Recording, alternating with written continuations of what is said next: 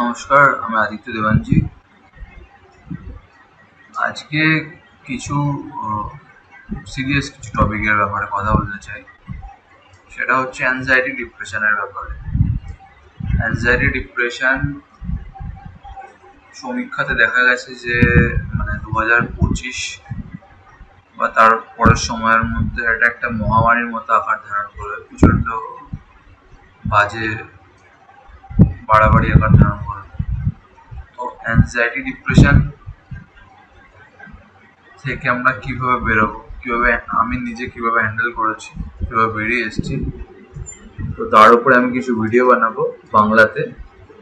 যদি অন্য ল্যাঙ্গুয়েজের প্রয়োজন হয় তো অন্য ল্যাঙ্গুয়েজেও, যাতে কিনা সবার সুবিধা হয়। যারা এই পথের মধ্যে দিয়ে যাবে, আজকালকার দিনে প্রায় শোনা যায় এই কথাটা, বাচ্চা থেকে আরম্ভ করে বুড়ো কোনো না কোনো মানসিক সমস্যার মধ্যে দিয়ে কেউ না, বেশিরভাগ লোকই পুরো জীবনে এটা বলে যে 1/5% আর go through depression, anxiety depression. 5 জনের মধ্যে একজন অ্যাংজাইটি ডিপ্রেশনের শিকার হয়েই থাকে।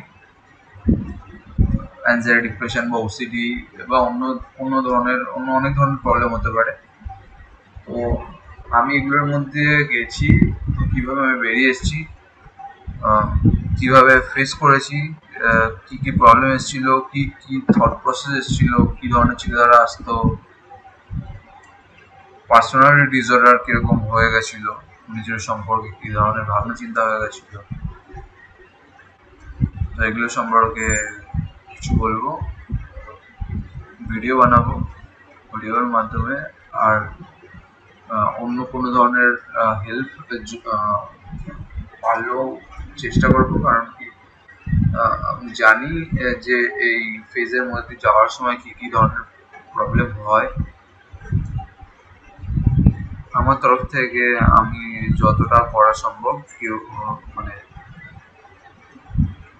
ফাইন্যান্সিয়ালি আমি খুব বেশি স্টেবল পজিশনে নয়, ফাইন্যান্সিয়াল হেল্প ছাড়াও নন ফাইন্যান্সিয়ালি, ফাইন্যান্সিয়াল হেল্প ছাড়াও মেন্টাল হেলথটা আমার মনে হয় আজকালকার দিনে প্রচণ্ড একটা বড় সাপোর্ট করা। আমার মনে হয় না সবাই এটা এগ্রি করবে, বেশিরভাগ লোকে এগ্রি করবে যে মেন্টাল সাপোর্ট করা, একটা বন্ধুর মতো পাশে থাকা,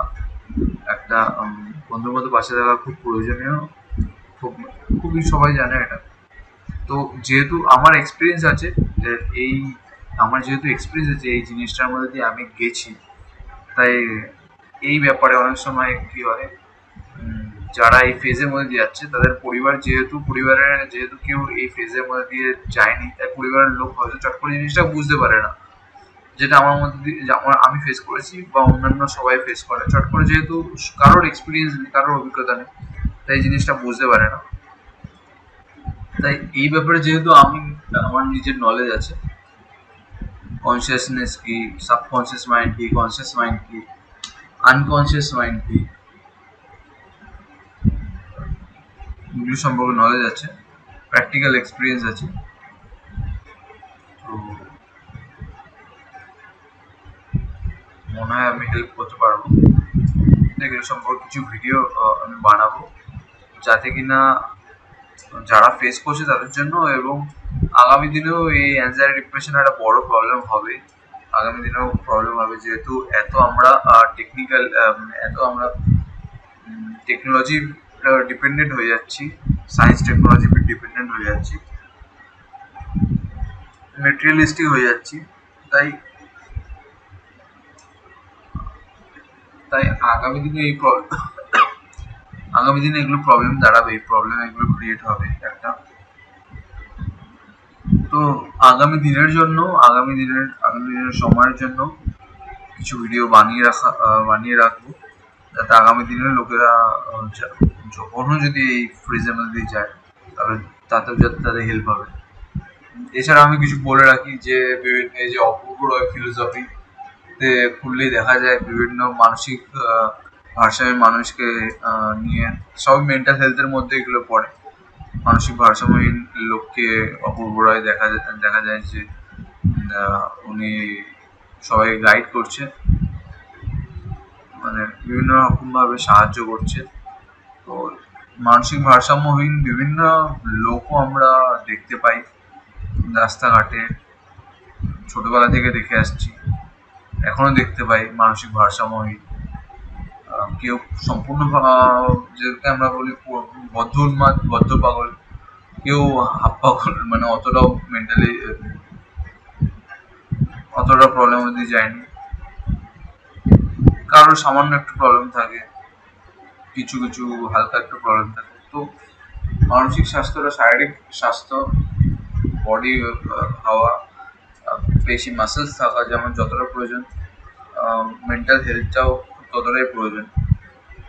ফরেন কান্ট্রিজে তো আমরা দেখতেই পাই এত বেশি সুসাইডাল রেট, এত বেশি লোকে ইন্ডিয়াতে কম্পারেটিভলি ইন্ডিয়াতে মানে তুলনামূলকভাবে ইন্ডিয়াতে কম মেন্টাল হেলথ ইস্যুস কম হয়, ও আজকালকার দিন অনেক বাড়ছে।